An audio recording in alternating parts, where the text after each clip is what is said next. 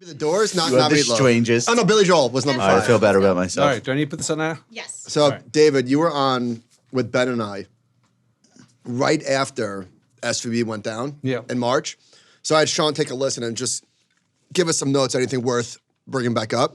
You had some good stuff there. So at the time of the filming, wage growth was slower than inflation for 23 straight months. We spoke about that. And you said that the consumer crunch, and you were 100% right, would be pushed off because of the strength in the labor market. Josh was dead wrong, per usual. Yeah. We spoke about... Happy to be wrong about that. I asked if we can have a recession with unemployment less than 4%. And you said yes, but it would be a very, very mild one. Yeah. And we're still in that place. It's kind of wild. Well, that's right. I mean, it's, the economy is moving very, very slowly, or it's begun to move more slowly, and it gets more fragile. It's kind of like the difference when you see a 60-year-old walking along the road and you see an 80-year-old walking along the road. You realize they're more fragile. But there's nothing yet that's ready to push this economy to recession. It's not quite there yet. You also said, and you were dead right about this, you said that, quote, we don't need a recession to bring inflation down. Absolutely. Holy shit. Good call, because consensus was that you did. At the time, that was definitely not, that was out there. Yeah, I feel pretty good about that. The thing is, it was so unpopular a year ago or 6 months ago to say, this is really a transitory episode of inflation. Don't say and that. It was prolonged by the war in Ukraine. But that's actually exactly what it was. And we started out at 2%. We're going to end up back at 2% probably by the end of next year. David, a lot of people said, though, that we've never been able to cure 9% inflation without a recession. True. And they have a very small sample size, but still, this is the time that we did it. Like, this is the exception. Well, or maybe not. When we say we cure, I think we give policymakers a whole lot too much credit and blame. The truth is the economy is capable of doing that itself. This is not an inflation-prone economy. The most important thing you could have learned about this year is this is not your grandfather's labor market. Okay. And if you realize that this is a different labor market from the 1970s. Meaning what? Back in the 1970s, 30% of the workforce was in a union. And we had major strikes all the time to get wage increases. Right now, 10% of the population of the workforce is in a labor union, and only 6% of the private sector. And most people are absolutely out there on their own. Yeah, they should be asking for a bigger wage increase, but they don't. Right. And businesses are able to keep that under control. And that means you don't end up with a price-wage spiral. You end up with a price-wage slinky. Prices and wages are both wage growth are both coming down the stairs slowly. Price-wage slinky, that's good. But we did have like Starbucks and Amazon and things that didn't exist in the 70s. The 70s, like airlines and assembly lines, like autos. Yeah. We did have unionization efforts, but you're saying like they never really crossed over to the point where they caused inflation. Yeah, absolutely. It's a scale different. I mean, so far this year, we've had just over 20 strikes. And last year, we had 23 major strikes. And these are strikes of more than 1,000 workers. Between 1965 and 1979, there wasn't a single year with less than 200 major strikes. Yeah, it was like Europe. In 1974, there were 424 major strikes. Right. I mean, it was just, and so, we've just seen a very pale reflection of what we had back then. Right. Okay. So that you think that was a really big difference maker, the composition of the labor force. I think that's part of it. I think another part of it that we don't talk about enough is what inequality does to inflation. Because what's happened for so many decades now is the rich have got more money and lower and middle income people have not. And the thing is, the idea is it's supposed to be a circular flow of income. You earn all this money, it's supposed to come around and buy the stuff that you just produced. But so much of this money goes to upper income households that they're putting it all into the stock market and the bond market, but they're not buying goods and services. And so you don't end up with this huge demand for goods and services. And that, I think, has been a major factor holding down inflation for decades. And I think it's reasserting itself. I saw a crazy stat. Speaking of inequality, Bill Gates is getting $500 million in dividends this year. Yeah, it's... in dividends. In dividends? Well, one way to think about it is if 10 people walk into a 7-Eleven tonight, the 10th person in the door will have the same income as the first 9 people in the door. Okay. And that's just income inequality. And if you look at wealth inequality, they're way worse. If 30 people walked into a 7-Eleven, the last person in the door has got the same wealth as the first 29 combined. That is an average description of inequality in America. It's pretty extreme. And I'm not trying to make a political point, but it is an important inflation point because that diverts a lot of income and a lot of wealth to buying financial assets. as opposed to goods and services. And the only time you sort of changed that in the recent decades was when you had all this pandemic money, which was actually going to lower and middle income people. Yeah, and you lead that horse to water. They spent it all. That's right. If you can lead a horse to water, they may not drink. If you feed the horse intravenously water, they'll drink. We led the horse to GameStop. Do you think that we learned something institutionally where if and when we have some sort of financial crisis and we need to stoke inflation, now we know how to do it. It's direct. It's Paychecks. not low interest rates.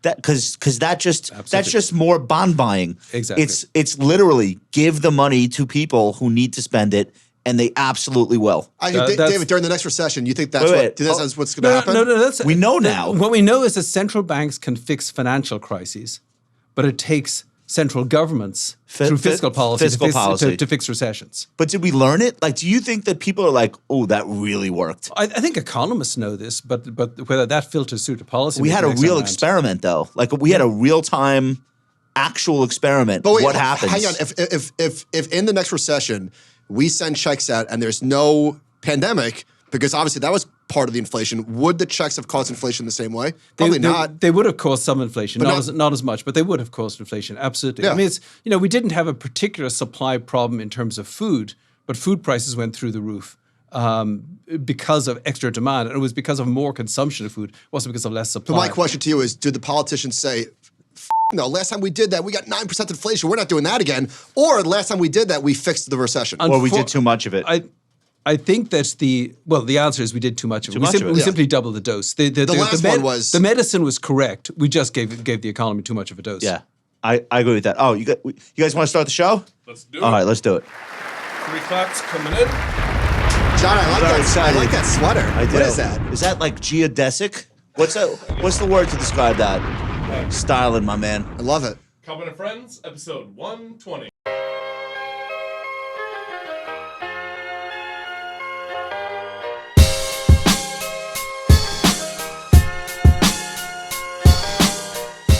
Today's episode of The Compound and Friends is brought to you by our friends at Public. Duncan, you know what's so hot right now? What? Cash. It's true. Literally. Hansel hot. Buying treasuries, at least if you do it direct, can be a huge pain in the butt. It's a government website. Not really up to speed with 2023, you know? Heading to 2024. Unbelievable. Public makes it incredibly easy to earn high yield on your cash. There's no minimum hold periods. You can access your cash at any time with the flexibility of a bank account. And right now, T-bills are still yielding 5.4%. Not so bad. But just a reminder, in order to earn that 5.4%, that's an annualized yield, okay? It's an annualized yield, and you actually have to hold to maturity to get that annualized yield. I know it sounds obvious, but I just want to make sure that everybody understands exactly what I'm talking about here. Go to public.com/compound to lock in a 5.4% yield on your cash. Man. Episode 120. Guys, this is major for Michael and I. We are so excited. We've been geeking out about this all week. I picked out a suit and tie specifically for today. We have a very special guest with us here in our studio. Ladies and gentlemen, Dr. David Kelly, Chief Global Strategist and head of the Global Market Insight Strategy team for JP Morgan Asset Management. Are you as excited as we are? I'm very excited. I can tell. JP Morgan Asset Management has more than $2 trillion in AUM. I want to say more about you. First of all, you've been the Chief Global Strategist for 16 years, is that right? Yeah, pretty much, yes. Well, is it more? No, the question is how global. And so I started off being the chief U.S. strategist, but then we got more global, so I ended up global strategist. But it's a long time you were in that role. Most people don't last that long. Well, I've got a very good team, and I really like, to be honest, the company's been really good to me. I mean, it's just a nice atmosphere in asset management. Absolutely. I have many friends at JP Morgan.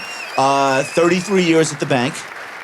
What's again, that's a really long tenure in one place. They must treat you really nicely. That's not quite right. I've been maybe 33 years in the industry, but I joined JP Morgan in 2008. Oh, okay. 33 years in the industry. All right. So you're there a long time, but you're not there 33 years. Okay. Here's what I want to start with.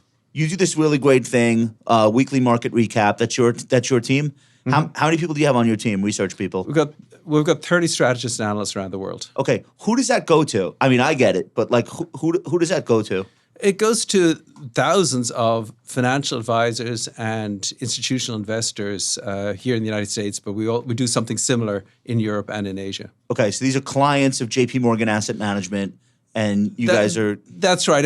So it's either people investing or people who are investing on behalf of other big clients. So it's usually not just average people investing. It's usually those who advise those people. So I want to talk about what you put out during Thanksgiving week. So I thought this was really apropos of what we're going to talk about today. 60-40 portfolios are up about 12% this year after a really horrendous 2022. Maybe the worst year for 60-40 portfolios in most of our lifetimes. Yep. Is that fair to say? Okay. Path hasn't been smooth, you note. And I think what you said was, and I agree with this, the biggest surprise in the 60-40 was U.S. large cap growth. It's just like if you told most people in January you're going to get 500, we're going to get up to 5% interest rates, overnight rates. Most people wouldn't guess large cap equity, specifically large cap growth equity, would have done what it did. So that, for me, I think that's like one of the top 3 stories of the year. What do you think? Well, I think that's right. I mean, there's been a lot of excitement around AI, and we've seen a lot of big companies perform very well in terms of generating cash flow. But those higher interest rates ought to have hurt growth stocks more. Yeah. And what I think it tells us is something I think we've known really for the last few years, is that there are a lot of pockets of sort of euphoria and speculation within markets. I mean, the very fact that Bitcoin isn't valued at 10 cents tells you there's a lot of speculation in markets. And I think there's some of that at work also. So I think it's difficult for portfolio managers because they try to figure out, okay, what's this really worth? And yes, this is a great story, but should it be that much more expensive than everything else in the market? But if ChatGPT had not been released a year ago, would the S&P have done what it did this year? Would another story have come along to give people an excuse to buy? I think probably would have, to be honest. You do think so? Yeah, no, I do, because I think there's a lot of money that is sitting around looking for a home. And I think there's just a lot of investable assets in the United States and around the world. So unless things are getting demonstrably worse or more uncertain, I think markets tend to go up. And what happened this year, the most important thing that happened this year is inflation gradually came down. And that reduction in the fear about inflation in 2022 is really what killed the markets. As inflation gradually came down, I think that really allowed markets to move up. So maybe we moved up more than we would have because of the AI thing, but we probably still should have had an up year following 2022. Exactly. Okay, I feel like that's reasonable. What were some of the other big surprises this year off the top of your head? Well, I think one of them is just how strong the job market has been all the way to this point. Now, it's not exactly a surprise because we really didn't know what all those job openings meant. We back in March of last year, we had 12 million job openings. We had never seen anything like this. Yeah. I mean, the highest number we ever got to before the pandemic was about 7.5 million. So what did those 12 million job openings mean? And we thought some of them... Are they even real? Well, that's the thing. We were wondering how many of them were real. But obviously some of them were real because what's happened is even as the economy it's grown and then and slowed down. But as all of that was going on, we were creating a lot of jobs month after month after month. That kept income going. That kept consumer spending going. Do you think at this point that there has to be some sort of exogenous shock for the labor market to weaken? Like, is it possible that we're still waiting for interest rates to take hold and that eventually they'll filter through and companies will start laying off? Or at this point, can we say, if it hasn't happened, it's been almost 2 years, it's probably not going to? Like, what is going to cause companies to start laying off employees? Well, I think the pressure on certain companies is going to continue to grow. So this is an expansion that, even though it's, chronologically it's not that old, it actually is kind of old in terms of its characteristics right now. So we've had the unemployment rate below 4% since December of 2021. So basically 2 years. And when you've got that, it means the economy it's going to grow more slowly and it makes it more vulnerable. Now, we know that this sort of quantum leap up in interest rates, it's hurting a lot of small companies. There are a lot of mom and pop businesses that thought they were okay after COVID and Actually, maybe they're not, and they can't afford the inventory. So I think we'll see some problems there. We're going to see, obviously, some problems in commercial real estate. We are seeing some problems. But is it enough on its own to put this economy in recession? No, I don't think so, because 68% of the economy is consumer spending. And consumers have been rock solid all year, and they continue to spend. Now, a lot of people said, when are they going to run out of rope? When are they going to start run out of their savings, their COVID era fiscal policy savings, and then start going into increasing credit card debt? That was a big bear case. But they've been doing that all year. So you've got credit card debt up 15% year over year. And yes, technically there may be some COVID savings, but they're all held by richer individuals at this age. It's the lower middle income households. It's gone. It's gone, but people are racking up credit card debt. But even so, if you look at total debt service, the amount of your income you're spending on servicing your debt, it is back to where it was before the pandemic, but that is so much lower than it was before the great financial crisis. You guys have this great chart in Guide to the Market where you show debt as a percentage of disposable income. And if you only knew that, you would say, this looks pretty good. Looks pretty healthy. That's right. Or debt service. Right. It's not the debt, but the key is that 70% of consumer debt is mortgages. And over 90% of those mortgages are fixed rate mortgages. So as the Fed raised interest rates, people are kind of frozen. They can't sell their house. They can't take out a new mortgage, but they're not actually being hurt in terms of cash flow. And so people have some room to keep spending. And I think the most important thing I've learned about American consumers over the years is people don't spend to the limit of prudence. They spend to the limit of credit. And we will keep on pushing that boat out and out and out until suddenly you have a crisis. And then the consumers and the banks instantaneously realize, oops, we've all got a problem here. You talk to a typical consumer right now, not a typical investor, a typical consumer. They will tell you that they are spending to the extent that they have to just to keep their heads above water because of what prices are. And prices are not going back down. They might stop going up at the same rate. That's what consumers are telling. Look at political polls.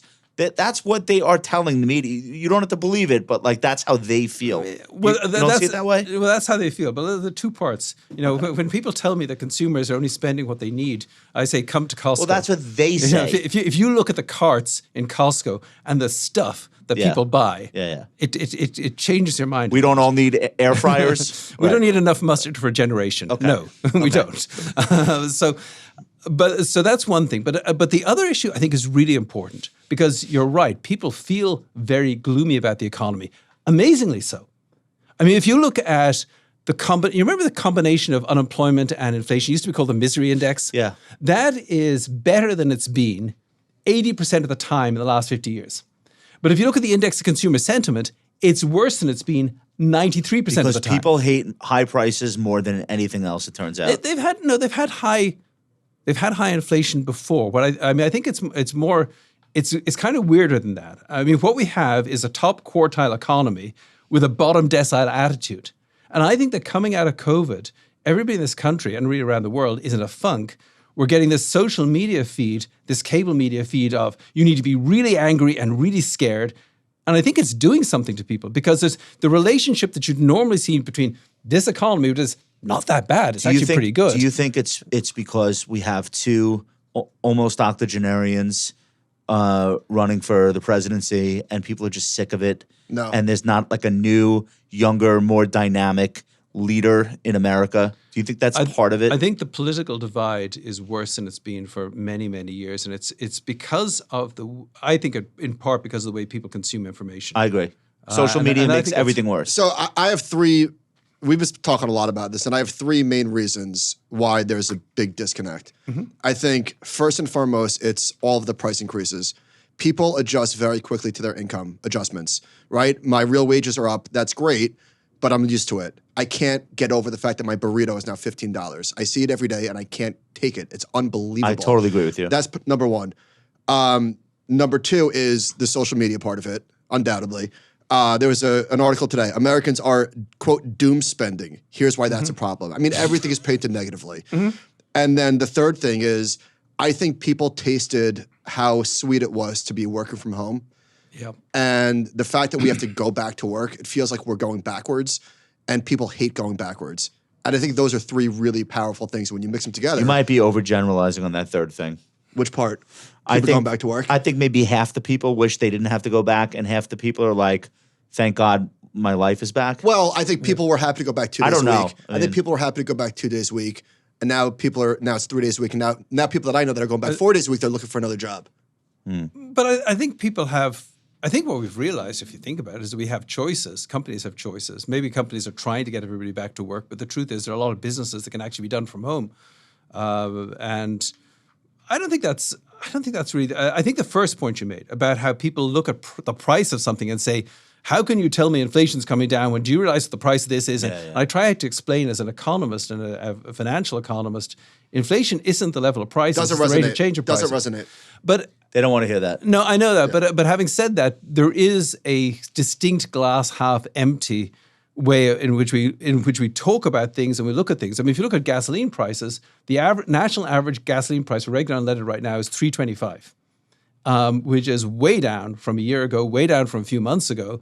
It's the best known price in America, and yet I still don't see anybody really excited about something if it was the other way, you know they'd be pretty miserable. So this goes back to the media's part of it, and they're not all to blame, but if gasoline was high, it would be nonstop on the cover every day. Gasoline prices have fallen for 60 straight days, and you don't hear a peep out of it. Exactly. Remember the egg prices went all the way up, and then they came all the way back down, and nobody talks about it. Because the media will then say prices are falling dangerously fast. Of course. Yes. Yeah.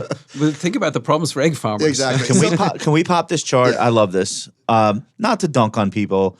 You're a strategist. You have a job to do. You're trying to understand what's happening today and extrapolate that out 12 months, and it's really hard to do. But think about where we were 12 months ago. Yeah. So the chart that's on the screen this is from Bloomberg, and they're showing strategists' projected return for the S&P 500 every year going back to 2000. And 2023, coming into 2023, was the only year where strategists as a whole collectively thought the S&P was going to be negative, which was very understandable if you rewind to where we were 12 months ago. That's just crazy, though. Like that degree of pessimism. Yeah. We probably should have all looked at that and said, if anything goes right, this market is poised for a big rally. Yeah, I think so. I mean, I certainly didn't contribute to that. Yeah. But having said that, if you're investing in the stock market, do not try and make a guess over the next 6 months, over a year. Just think about where we're headed. Our basic theme for most of the last year has been try to look beyond the cycle. We're still working through the waves caused by the pandemic and the war in Ukraine. It's going to take a while to work, but when we get out the other side, we're going to be back to low inflation, slow growth. Yes, low inflation, slow growth, good margins. That's 2019. Most people would take that. It would exactly. That's the odd thing. We've been on this roller coaster, but the thing about a roller coaster is no matter how scary it is, you actually get off where you got on. And we got on with 2% on at 2% inflation. Most people would love to have inflation. that. Most people would love that back. I agree with you. So they cited three main reasons why this year did not transpire in the way that strategists thought it would. Number one, misjudging consumer behavior, just constant spending. We saw record Black Friday sales, record TSA traffic last week. The post-pandemic labor market, you mentioned that we've been below 4% for 21 straight months or whatever, since December 21. Yeah. And then I think this one is really important. The long-lasting effects of 2021's zero interest rates. So we've been talking about this a lot all year.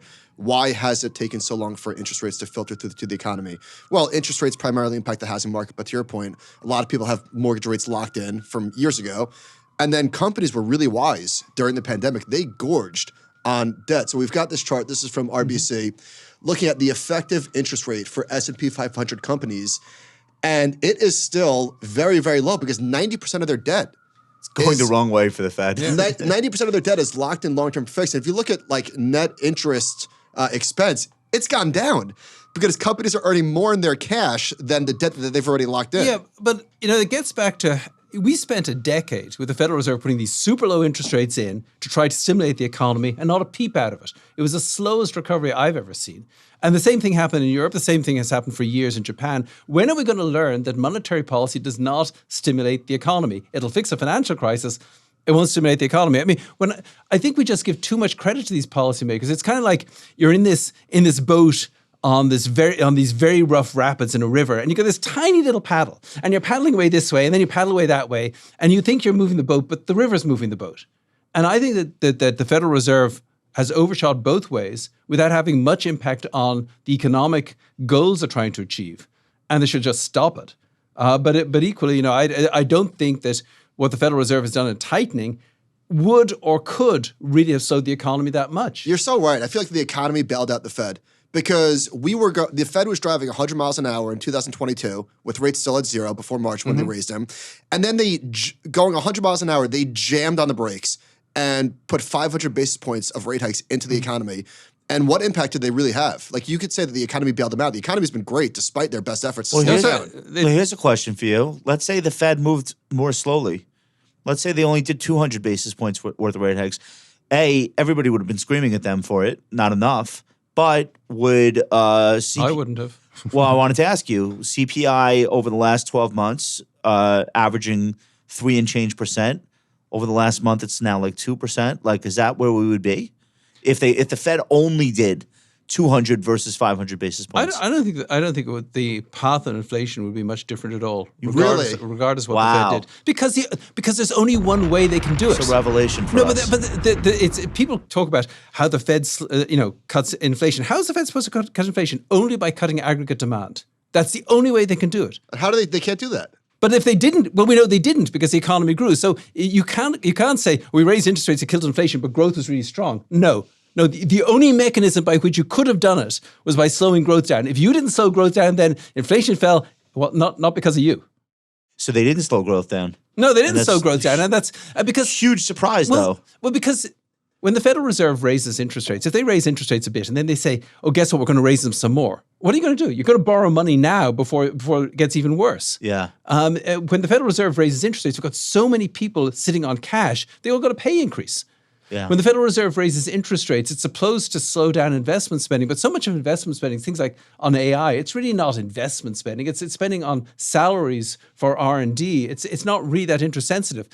That's interesting. They're not necessarily building like a cement plant. Exactly. They're just paying people. Exactly. And so it's not really affected by long-term interest rates. Over the years, the economy's got so insensitive to interest rates that it's practically flipped on its head. It's not clear that the Fed doesn't actually stimulate the economy by raising interest rates a bit. Now what they do is I've been saying that. People have been pissed off. No, but you were saying it as a joke, sort of, because you were saying it because of the cash balances. Yo, I said this to Jeffrey Gunlock on TV. I'm like, think about how many people are sitting with all this cash that's now giving them like a bizarre wealth effect because of the interest on that cash. Absolutely. It's the early 80s again.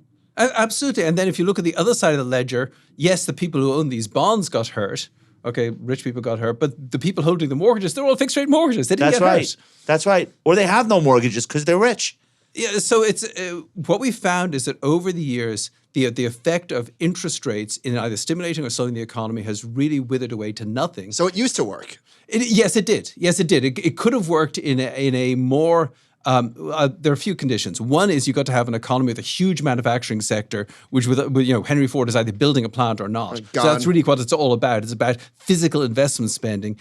And then the other thing that's really important is if you have a small open economy where interest rates affect your exchange rate, if you push interest rates up and your currency goes up a lot, your exports could crater, and that could have an effect. That's not here. But that's not here. One other thing though, shouldn't we then, if what you're saying is true, should money supply be the new thing we focus on? Does that have a bigger impact than the absolute level of rates? But didn't that contract as well? Why do we have to? It's kind of like in American medicine. I mean, usually we know what we need to do to be healthy, but we always want a drug.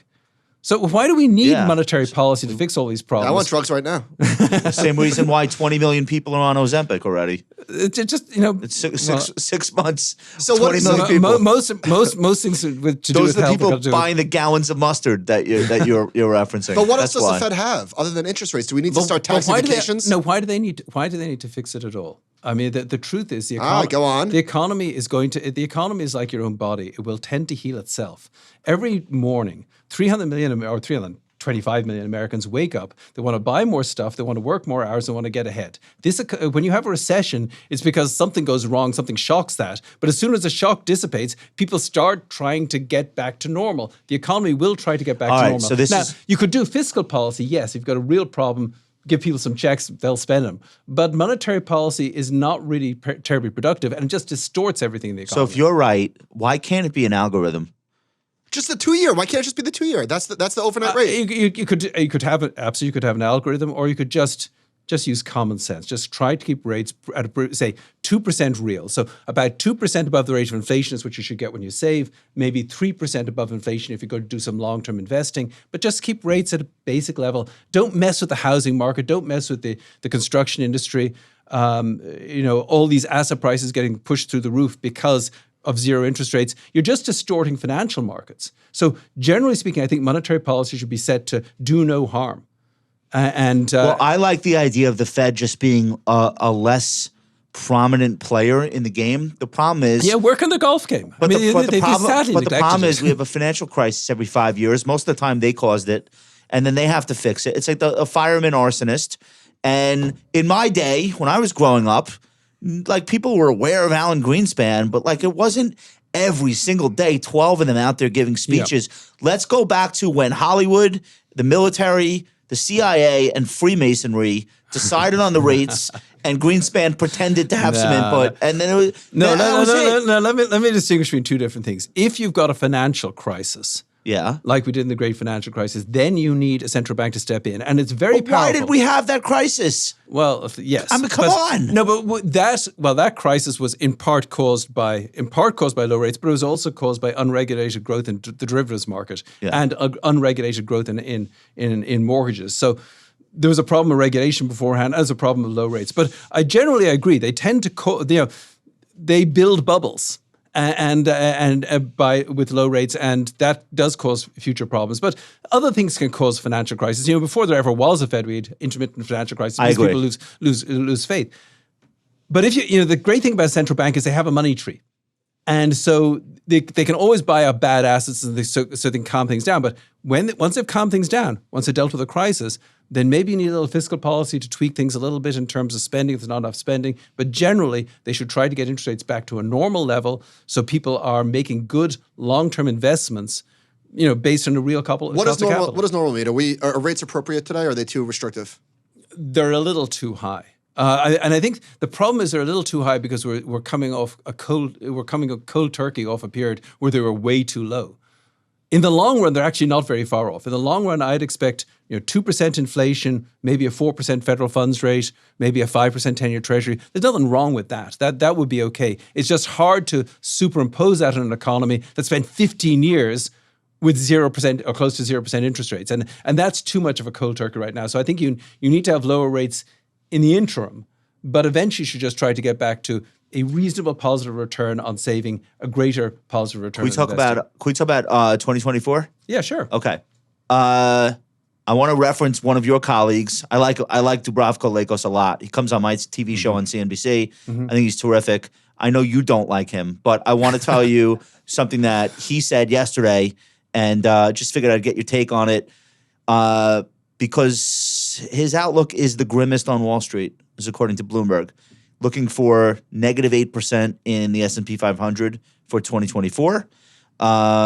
Set to drop to 4,200 by the end of the year. Global growth decelerates, household savings shrink, geopolitical risks remain high, with national elections, including those in the U.S., that will add volatility. You could say that every year, but okay. They're not calling for a catastrophe on that team, but they're certainly calling for this to be an aberrant year. Most years, the market does not do that. So what are your thoughts? Well, first of all, I like and respect all my colleagues in JP Morgan. I know, I'm just putting it on the record. Okay, good. I don't have to do that job. It's one of the things that I strongly believe in is talking to people about what they can, on average, get from the stock market rather than trying to give a projection in the short run. That's kind of like what we do as financial advisors. Well, yeah, and that's what give people what they need rather than what they want. People want to know where the market's going to be in 3 months. Just we don't happen to know that. I think there are things that could go wrong. Obviously there's a lot of political instability and uncertainty, but I think in general, what I see right now is the economy tracing out a soft landing. I can see inflation coming down. I can see enough consumer momentum to keep us from going into recession. The global economy is pretty slow. We could get hit by some shock, of course, but I can't foresee that. That could always happen. Well, exactly. The whole point is that what I think we know is that the economy actually does very well with a problem it sees coming. Where it has a problem is when something hits it from left field. But by definition, we can't predict that. Yeah. So I am more optimistic than that. Long term, optimistic. I think that there are political risk, geopolitical risk, but at the moment, I think the setup in the economy is pretty good. And if I'm right about inflation returning to where it was 10 years ago, I think that supports both the stock and bond markets. We also have some strategists out there who are very optimistic. Our friend Savita Subramanian at Bank of America, Deutsche Bank, they're now all talking about S&P 5000, which is, based on historical average annual returns, very reasonable. Costin at Goldman Sachs thinks we'll get close to the previous high.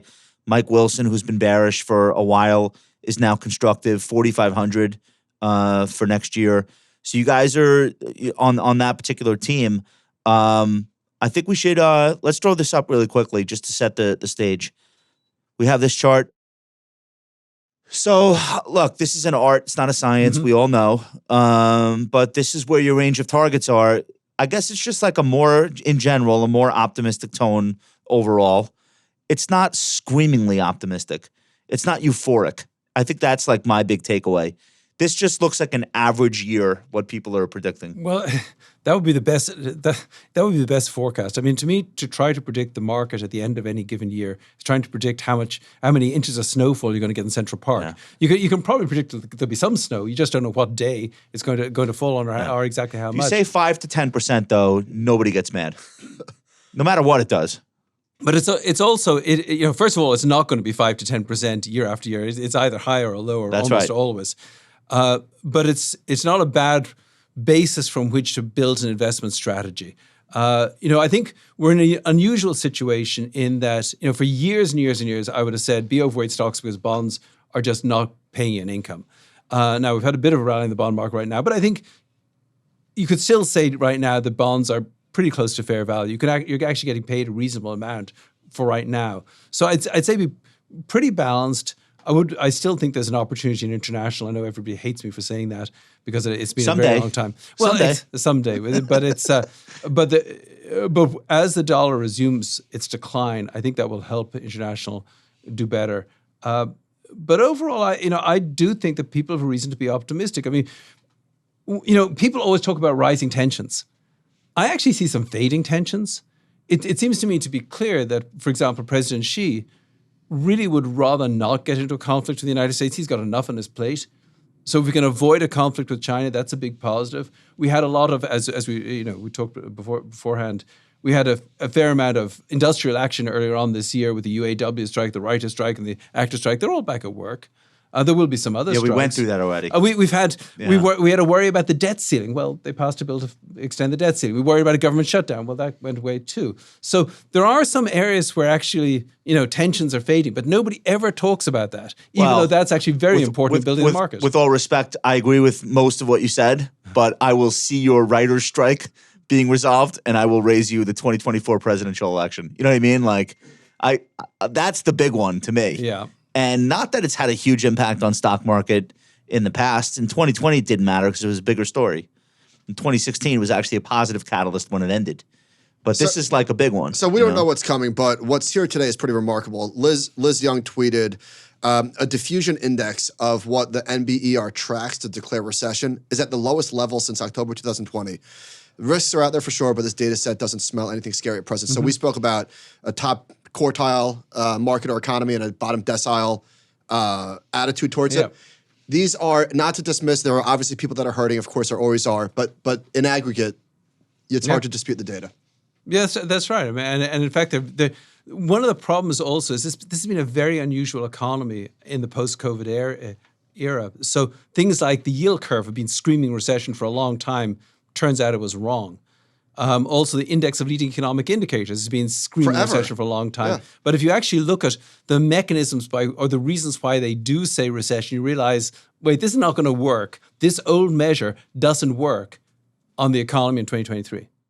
And I think that's what we've discovered this year. There are examples throughout history of measures that used to be the end-all, be-all that ultimately just got thrown out, like just got left by the wayside of economic history. Yeah. It is conceivable that some of the things we thought were really important turn out to just be now a false alarm because the economy has changed. Well, stocks used to yield more than bonds forever. And then one day in 1955 or whenever it was, that relationship flipped and it hasn't looked back. Yeah. And everybody was saying the stock market was expensive because when those yields converge, stocks always fell. And sometimes things change, and sometimes they change forever. Yeah. Magnificent Seven. This is, to me, probably a top 3 story of the year. Number one stock market story of the year. Number one stock market story of the year. This is the comment that I made earlier. That, like, did AI save the stock market? I'm pretty sure that maybe it didn't save the stock market. Maybe we would have been up anyway because of how much we were down last year. I don't think you would have had the NASDAQ up 50% though. Like, oh yeah, no, that's true. But I wonder if people would just have got excited about something else. I mean, of course, that's the beauty of counterfactuals. We won't know. This is you. Can I quote you? It's cool. Yes. Sure. Okay. I won't try to do your accent. Where are you from? Jersey. The Magnificent South Dublin. Okay. The Magnificent Seven is up over 70% this year and accounts for 94% of S&P 500 year-to-date returns. The sudden progression of AI into mainstream culture has not only inspired excitement about sophistication, blah, blah, blah. 35% of S&P 500 companies mentioning AI in Q3 2023 earnings transcripts, and global private investment projected to reach $200 billion. Okay. So the VCs are investing. The publicly traded CEOs can't stop talking about AI. If you don't have an AI strategy, you might as well not even be on the conference. It's like having a blockchain strategy in 2017. You have to say the word AI or else you get fired. So, but there's more though. There's more to it. There's actual spending. Absolutely. Okay. And I think there's a very big difference between this and blockchain. Agreed. I was always having a really hard time. I still have a really hard time in understanding the scope of uses of blockchain. I'll explain it to you later. I still don't. I mean, cryptocurrencies I think are nonsense. But even the use of blockchain technology outside of that, it's cool, but it's not overpowering. But the thing about AI is it's a very natural evolutionary technology. You can even if you start with a small business, you add a little bit of AI, you can see how you can make things more productive. And what we have throughout the developed world right now are really tight labor markets. And so that is the perfect environment in which AI can flourish. So you can, and as you go through industry by industry, job by job, role by role, you can see how it can add to because it's answering a need today. Absolutely. Okay, I see that. Absolutely. And now some of it will not show up in actual productivity. We're just going to do the job better, and we'll never actually record that fact. But I do think that it's going to have a huge impact on society, on economic growth to a smaller extent, and it is justifiably the biggest story of 2023. David, you made a chart. So when you were doing that study about the Mag 7, that was quaint. They were up 72% year to date. So we recreated that, and that was a month ago, and November was a pretty strong month. So the Mag 7 are now up 100%. Next chart, please. 105% actually year to date. The rest of the S&P 500 is up 7%, which, listen, I'll take it. Up 7%, it's not a terrible year. It just pales in comparison. And most investors own these stocks. Yeah. Most investors are not like... How can you avoid them? You can't avoid them. But it's, a lot of people say, am I not worried that the market is so narrow? And I say, no. I mean, what that tells you is that in the United States and actually around the world, there are plenty of cheap stocks still. If we're right on inflation coming down and therefore interest rates coming down, then not only does most of the S&P 500 look like very fair value here, but that's also true of stocks in Europe, stocks in Japan, stocks in plenty of emerging markets. So there are lots of opportunities out there, and maybe the next leg isn't about the Magnificent Seven, but there's plenty of opportunity. The fantasy of the stock picking asset manager is that, like a year like 2024, the Mag 7 reverse, they bleed market cap, and the other 493 S&P names have a rally. But you know what? It could happen. Guess what? It did happen. It happened in 2022. Literally. Well, yeah, but the point. No, but the point is, and that's exactly the point. Is in 2022 you have a closing of the gap, but you had a closing of the gap when everybody gets scared. Yes. Yeah. That's the problem. That a sort of a bubble of euphoria. So long as people are feeling good, I expect that dispersion of valuations will probably continue. It's when people get really scared and say, what on earth do I own here? that the things that are the most lunatic in terms of pricing, they get hit. And that's how these gaps tend to close. So, I'm not necessarily praying for a closing of the gap because I think I know what sort of environment that's going to occur. So people talk about the 105% return, as I just mentioned, but it just so happens, and this is a big reason why strategists were understandably so bearish heading into 2023, the Magnificent Seven had a 48% drawdown in 2022. Amazon fell 56%. Meta fell 76%. Google fell 44%. And Facebook fell 66%. Maybe I said that wrong, but something like that. So going into December 2022, the Magnificent Seven were in a 48% drawdown. So if you look over that 2-year period, they're barely beating the S&P 500. It's just that where you started from matters a lot. Right, if you start from January. That is a great chart, by the way. I think that's we may steal that chart. You could license that. Well, here's one more. I want to talk about the understandable worry about concentration. So I made a chart looking at the rolling 12-month return for the S&P 500 minus the S&P 500 equal weight. And the S&P 500 has outperformed by 14% over the last 12 months. And if you look at other periods of time where this happened, not so great. 1973, 1990. These all represent pretty substantial tops. And we know what happened. Now, I'm not saying it's going to happen this time because things change and certainly things are different, but this has not historically been a wonderful thing. Well, that's right. But if you look at, let's look at some pieces of this. So first of all, look at 1999. The problem was that not only did you have extreme market concentration in large cap tech, but you had a huge wave of enthusiastic investment spending. So there was an economic effect also. It wasn't just a market bubble. There was an economic bubble, which got reversed right after Y2K, which caused problems. I'll have to think a little bit back to 73 or to 1990. But I'm not necessarily willing to throw in the towel on the economy or on the economy because of this. I do think that, as I said, the dispersion will probably dissipate in a bear market rather than a bull market. But if you're a long-term investor, buy good companies. I agree with that. I was looking at the data last night. When the S&P 500 outperformed by 14% over the previous 12 months, which is where it is right now, that's only happened 1.5% of the time. So take this definitely with a grain of salt. It's rare. It's rare. It doesn't happen a lot. The average return 1 year later for the S&P 500 was negative 1.2%. And we know the average return is, 10, 11 year over year. And it was only positive, it was positive 49% of the time, which is substantially lower than the 75% of the time normally. So historically, this has not been great. If we were three statisticians and we're looking at those numbers, we'd probably say case not proven. Case not proven. I agree. We have 4 samples. Not good enough? How many you want? No. You need 30 for a T statistic to even mean something. I wish we had 50 centuries to go through. Well, exactly, we don't. And that's actually one of the problems of financial markets. You never have enough cases of something being exactly the same. We've seen this before. It's always different. And so you can never say it's a no-brainer because it's not. That's why we all do rolling periods. That way we can exponentially multiply how many But here's a potential risk in what's happening. So Goldman Sachs put out a report, concentration, crowding, and turnover is what they call it. And they say concentration within the typical hedge fund portfolio and crowding across fund portfolios both increased during the most recent quarter. The typical hedge fund holds 70% of its long portfolio in its top 10 positions, matching the highest concentration on record outside of 2018. And I think they talk about the Magnificent Seven. Yeah, here that goes. Funds bought mega cap tech during the quarter, lifting the exposure to the Magnificent Seven to a new high. The mega cap tech stocks account for 13% of the aggregate hedge fund long portfolio, twice their weight at the start of 2023. So these are some of the charts. Yeah. I think that's potentially some of the worrisome is that people are crowding in now.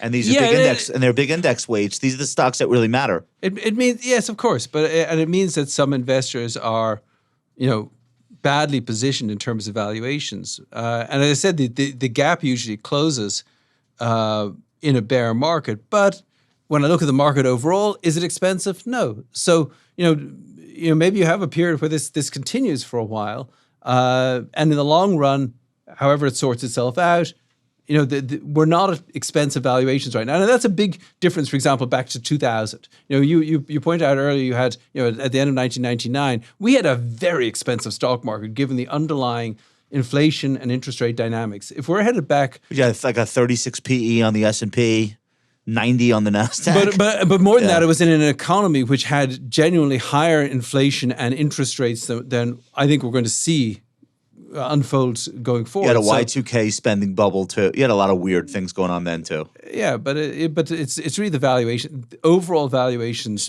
don't look expensive. Let's talk about that. I agree. When you look at a lot of large market cap, fairly well known stocks, just not the Mag 7. Yeah. You are not regularly encountering stocks trading at 30 times earnings. You just aren't. There are a lot of big cheap companies out there. The thing is, that really hasn't helped. John, let's do this Russell 3000 growth versus value. So Charlie Grant wrote about this in the Wall Street Journal. The stocks that AI mania left behind. Nope. Previous chart, please. Yeah, one prior to this, the Wall Street Journal's chart. So on the value side, here. This year, large companies in both indices explain the gap. The 10 biggest companies in the Russell Growth Index gained an average of 90% this year, obviously NVIDIA, et cetera. And then the 10 largest value stocks, 6 of them are down about 20%. So Chevron, Bank of America, Merck, J&J, everyone knows the names. This disparity seems like, you're talking about unsustainable. Yeah. This seems really unsustainable. But it always seems like that, and it never changes. What is all of a sudden going to happen that's going to change this dynamic and shrink that gap? But John, chart back on, please. So if you zoom out a little bit, so this is over the full 2-year period. Yeah, I'm talking like now. But if you go back, not 1 year, go back 2 years. Growth got annihilated in 2022. Yeah, annihilated, and now it caught up. So if you're a value manager, you get to outperform one every 10 years. Is that the it should be better than that. You can have these long periods of, it's like the rising dollar. The dollar went up and up and up, and it's overvalued. Everybody knows it's overvalued. It's been overvalued for a long time. But what's going to cause it to turn? You actually need a few things to trigger a turn, and then people to believe in it. And what's going on right now, I think, is a lot of people are simply buying the growth stocks. Yeah, it's not a logical thought process. It's not, I'm going to sit down with my spreadsheets and try and figure out what the real cash flows here are. It's growth's going to go up and value is going to get trashed. So this is what I'm going to do. And it's it'll work. Career. It's survival. Yeah, well, exactly. But it gets more and more illogical. Then eventually you end up where the valuations are so out of skew that if something begins to tip this, then it can sort of build in itself. I mean, the thing I remember about 1999 was much more what happened in 2000 when you look at just how far the NASDAQ fell. Now again, I'm not predicting a bear market like that, but these valuation gaps will close, and the bigger the gap, eventually, the more violently they'll close. I don't disagree with you, but it does feel like we're still relatively early in the AI hype cycle. Like NVIDIA's revenue, I think it grew 100% year over year, 35% quarter over quarter, something like that. Like that stuff is only starting to just ramp up. Well, yes, but the other thing, I think we are early. We're very early in this industry, and one of the issues is going to be, yes, you're going to get great overall revenue growth, but what are your costs doing, and how much actual profit to shareholders you're going to be able to generate, and once you've done that, are you going to be able to build a fence around your cash flow so nobody else can sort of steal your lunch here? And I will say that there are a number of tech companies which over the years have done a remarkable job of building a monopoly position where maybe they shouldn't have been a monopoly position, and maybe there are companies in the AI space that can do that too, but they're sure not all going to be winners. Most of the dot-com bubble stocks were horrible losers in the end. So it's a tricky business. You're going to have to figure out which companies are really going to be able to. You're going to be able to look back 10 years from now and say, that was a really well-managed company the whole way through, and it just it's just a cash machine. I was going to say, like, the history suggests you're not going to have 5 monopolies, because that's not a monopoly anymore. Exactly. Okay. Rich Bernstein agrees with what you're saying. His comment this week in his research, there are more than just 7 great investing opportunities in the world. Mm-hmm. Let's pop this chart, John. So he says the Magnificent Seven have dominated indices to the point that some large cap growth funds no longer even qualify as diversified portfolios under the 1940 Act. This is the narrowest leadership since the technology bubble. And the chart that we have on screen now is the percentage of stocks that outperform the index. And it looks like just 25% or so of S&P components did better than the index. But if you look at your chart, look at 1998 and 1999. Same Those are the only, and see what happened in 2000, 2001, 2000. So you get be that careful. snap. Be careful what you wish for. Exactly. But that was a catch down, though, 2000. And that's exactly the point. But what's interesting is that the divergences are noteworthy when the rest of the market is rolling over. If the other 493 were rolling over and it was just the 7 that were holding everything up, that's not the case. Yeah, the 493 are lagging, but the other 493 are still up 7%. So it's not as if the market's rolling over and only a few stocks are holding it up. That's not the case right now. Well, that's right. But if you're a long-term investor, just don't buy the overvalued. Well, none of this shit matters if you're a long-term investor. We're just having fun. Global bonds ripping. This is Bloomberg. Global bonds are soaring at the fastest pace since the 2008 financial crisis, but they're not soaring because everybody's looking for safety, which is what went on then. They're soaring because inflation is moderating at a faster pace than maybe a lot of people thought, and it's a readjustment. This is a good story, is my point. Absolutely. It's not just in the United States. I think inflation is going to be stickier in the UK and in Europe than it is in the United States. But even there, you can see inflation coming down. I think people are beginning to get the memo that this is not the 1970s all over again. And that's I think part of the reason why the other 494 stocks or 493 stocks are doing reasonably well, because it is generally a good story for the stock market, but it also is a good story for the bond market. Can I play something for you? Sure. Some people say that the Fed, if they were to cut interest rates next year, would help the Democrats and therefore be seen as very political. On the other hand, some people say the Fed can't wait till after the election because the economy might need a stimulus. So you have a view on what the Fed's likely to do? I think they're going to cut rates, and I think they're going to cut rates sooner than people expect because what's happening is the real rate of interest, ultimately, which is what impacts the economy, keeps increasing as inflation declines, right? So if the Fed keeps rates in the sort of middle fives and inflation is trending below 3%, or that's a very high real rate of interest. So that is Bill Ackman being interviewed by Travis Kelce. That's right. Do you think that that's now the reasonable consensus that we should kind of all start thinking about, that the cuts are going to happen maybe a little bit faster than we would have thought 3 months ago? I have a friend who is perennially late. And they're going to be late. Okay. And no matter whatever they say, they're going to be late. You know what? The Fed is always late. The Fed's. I know Jay Powell a few months ago said that if the economy's doing fine, but inflation's heading back towards 2%, we'll cut. But I bet they stall and prevaricate and just wait and wait. Slow to hike, they'll be slow to exactly. cut. So I'll build in. I do think that we'll get a rate cut next December. We might get something before then, but I'm not going to hold my breath waiting for the Fed to cut appropriately. And that's okay. At this stage, they would probably confuse people too much if they started cutting aggressively. Dave, if there was a pie chart and there was 2 slices of the pie to explain the stock market's rise in 2023, and the 2 slices were inflation coming down, and the other slice of the pie was the market looking forward to cuts in 2024. How big is each slice? Oh, I think the inflation is a much bigger size because inflation coming down doesn't just give you a few rate cuts in 2024. It gives you a platform over the next decade in which inflation isn't higher than it was in the last decade. I mean, that's a really important point. If inflation comes down to 3 and sticks at 3, then we've got a higher inflation environment. We need to have higher interest rates. If inflation comes down to 2 or below 2, then, hey, we're just back to where we were, in which case the Fed can be easy and in the long run. That allows for lower long-term rates. So I'm much more interested in what inflation means for long-term rates than just how quickly the penny drops. The higher for longer camp thinks that geopolitical tensions and onshoring and things that are different from last decade's dynamic will keep inflation high. If you talk to people in California, they're like, what are you talking about? AI is going to eliminate like half these people's jobs. This is the most disinflationary wave of technology we've seen yet. the truth is probably somewhere in the middle, but it's like I feel like it's really hard to not pick a side right now. I don't know what do you think? I'll pick the disinflation side, but not really because of. First of all, I don't think that nearshoring or onshoring is really a very significant part of the inflation story at all. And I don't think the geopolitical tensions, supply chains just costing more because we're making them domestic.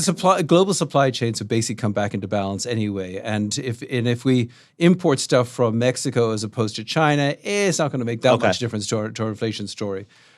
So that's part of it. And then on AI and inflation, I don't expect it to cause mass layoffs. Every leap forward in technology that we've ever seen since the Industrial Revolution, we all want to buy more stuff or buy more services or whatever. If you've got enough demand, you'll have full employment. But what it does do is it makes it easier to discover the best deal. I mean, right now I have to go on Travelocity and search around for the best flight, and maybe I'll find a better rate. But it's a little work. If I can tell my AI assistant here, Microsoft Copilot, exactly, find me the best flight. Get me the cheapest. Where can I find the cheapest gas? Whatever makes it easier for a buyer to get that information. You're going to be on Spirit Airlines. There's going to be a guy in front of you vomiting, literally projectile vomiting. You'll have infants behind you and somebody with a chicken next to you. The next generation of AI will know what airline you don't want to fly on. Right. So, and don't put me near a bathroom. I have like a lot of David, conditions. I think your intuition about inflation versus the market looking forward to cuts in 2024 is right.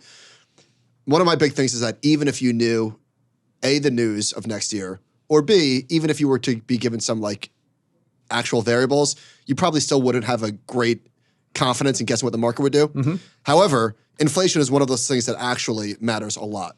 Yep. So I looked at what happens to the stock market a year forward if inflation was higher than it was a year ago or lower than it was a year ago. And the gap was much wider than I suspected. Yep. If inflation was higher than it was a year ago, the average stock market return was 6%. And if it was lower than it was a year ago, the average market return was like 12%. Yep. And the distribution of returns looks very similar. The only difference is that a lot of the left tail of negative returns gets cut off when inflation is going down year over year. Mm-hmm. So it's not guaranteed, but it's a pretty good indicator. Well, yeah, because it says that you can have lower long-term interest rates. And when you can have lower long-term interest rates, you can have a lower earnings yield on stocks, which means a higher PE ratio. I mean, if we live in a world of low inflation, then asset prices can be high. We're going to hit you with a couple of more things. We're going to let you get out of here. We want to be respectful of your time, but this is just so amazing having you here, and I don't want to miss the opportunity. A lot of people are now talking about there being a private credit bubble. Anecdotally, I was at CNBC delivering alpha. These private credit guys were walking around like they own the joint. Like Starbelly snitches. And they practically did. Mm-hmm. It seems like this is like the hot asset class. Wealth managers love talking about private credit to their clients because they appear more sophisticated. According to my inbox, there's a bubble.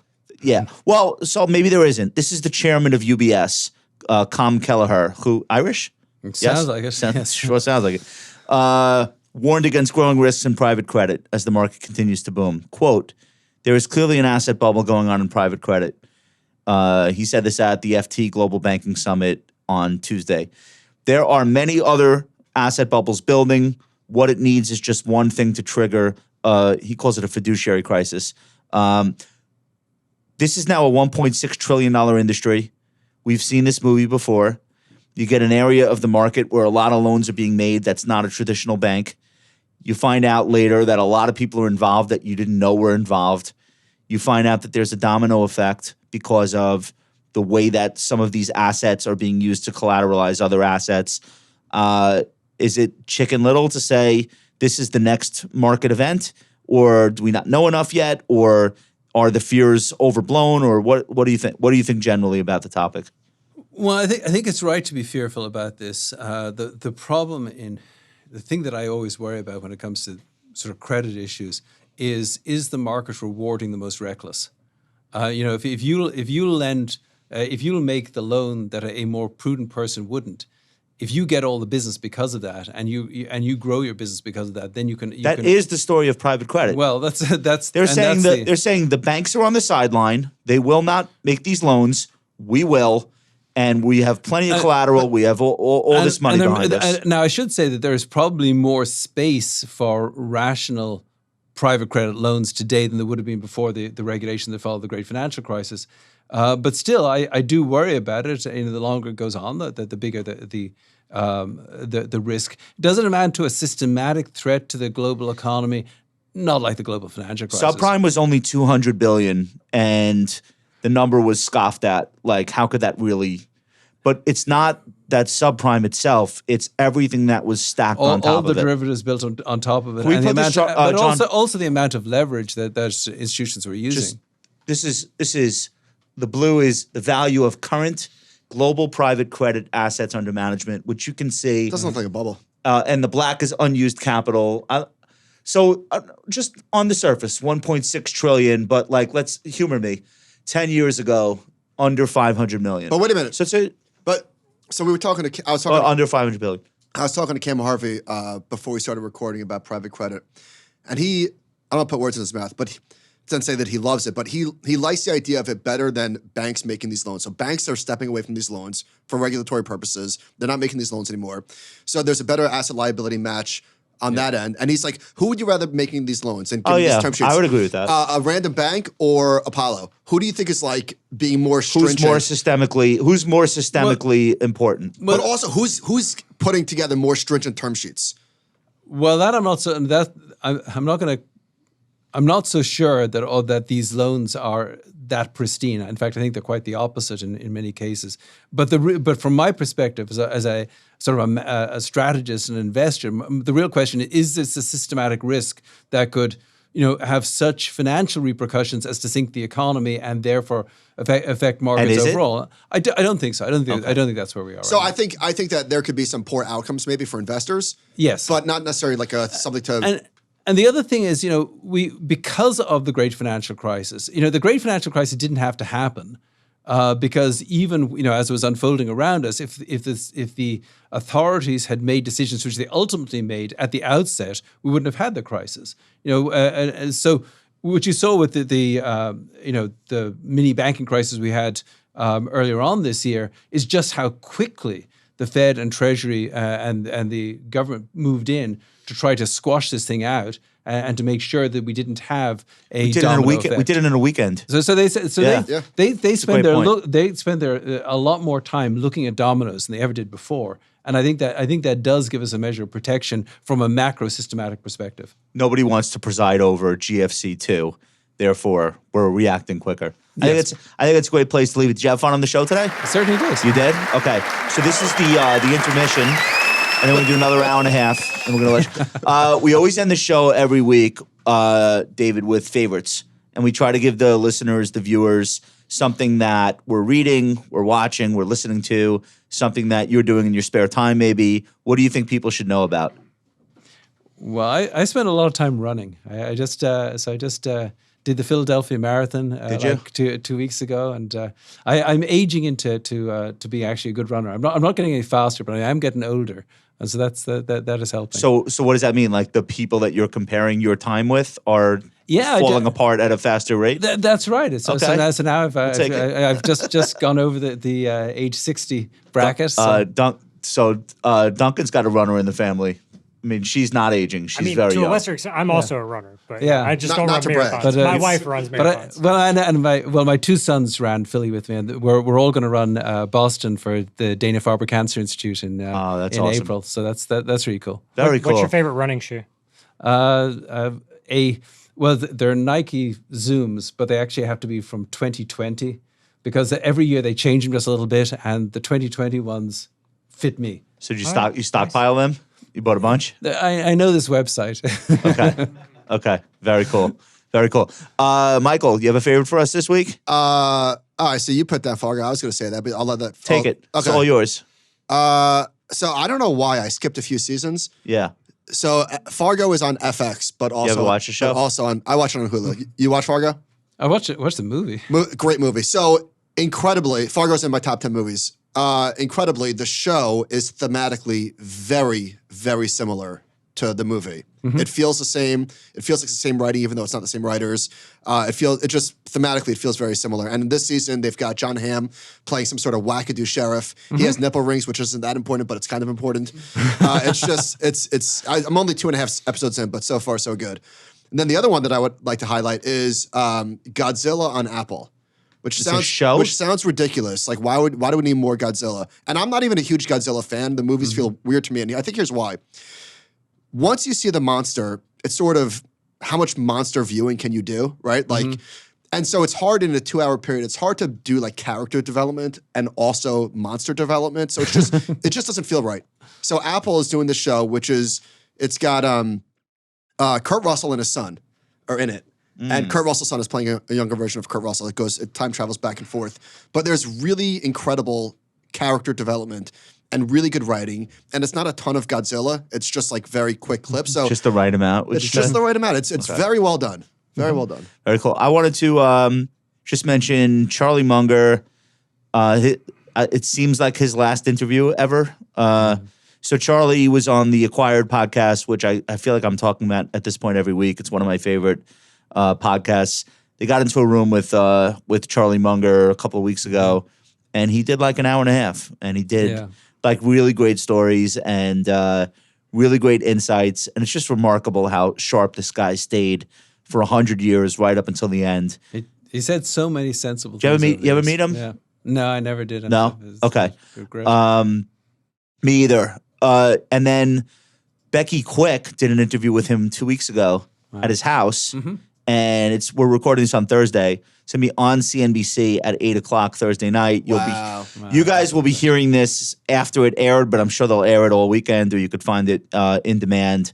Becky was like super plugged in with Warren and Charlie all these years, so I would imagine that's going to be a pretty cool television event. See it.